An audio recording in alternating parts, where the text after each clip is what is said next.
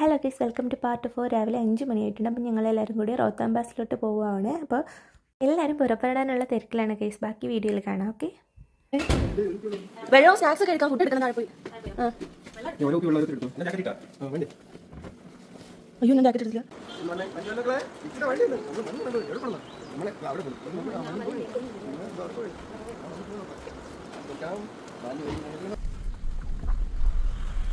വിക്കി hi പറഞ്ഞേ. Hi, hello guys പറഞ്ഞേ. നോക്കട്ടെ പല്ല് നോക്കട്ടെ. നോക്കട്ടെ പല്ല് നോക്കട്ടെ. പല്ല് കാണിച്ചോട്. അല്ല, കൈ ഇരിക്കുന്ന പല്ല്.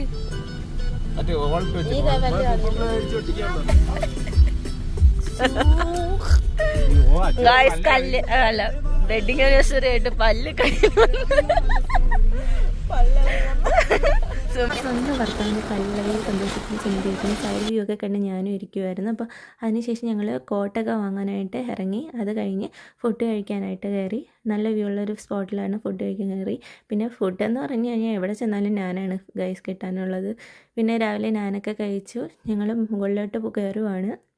നല്ല വ്യൂവും കാര്യങ്ങളും ഒക്കെ ആയിരുന്നു. പോകുന്ന വഴിയെല്ലാം നല്ല റോഡും കാര്യങ്ങളുമാണ്. പിന്നെ അതിന് ശേഷം അടൽ ടണലിൽ കൂടെയാണ് പോകേണ്ടത്. അപ്പോൾ അടൽ ടണൽ എന്ന് വെച്ച് കഴിഞ്ഞാൽ ഒരു വലിയ കൂറ്റൻ പർവ്വതത്തിൻ്റെ ഉള്ളിലൂടെ ഒരു 9 കിലോമീറ്റർ നമ്മൾ പിന്നിട്ടാൽ മാത്രമേ നമുക്ക് അടുത്ത ഭാഗത്തോട്ട് പോകാൻ പറ്റത്തുള്ളൂ. അപ്പോൾ അടൽ ടണലിലെത്തി ഗൈസ്. നമ്മൾ അടൽ ടണലിലൂടെ ഉള്ളിലോട്ട് പോവുകയാണ്.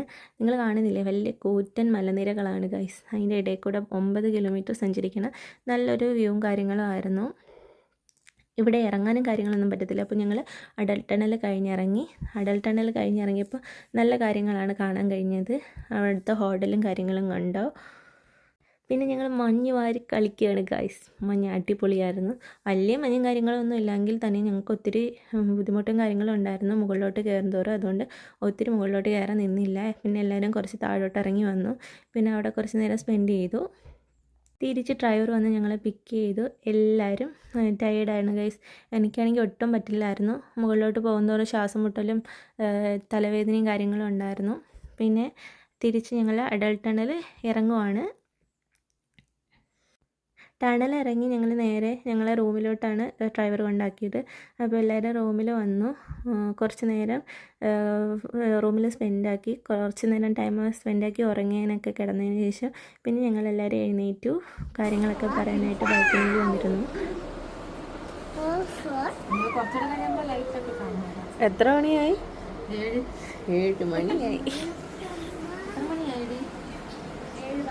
അതിനുശേഷം ഫുഡ് കഴിക്കാൻ പോവുകയാണ് ഗൈസ്. നൈറ്റ് ഡിന്നർ കഴിക്കാൻ പോവുകയാണ്.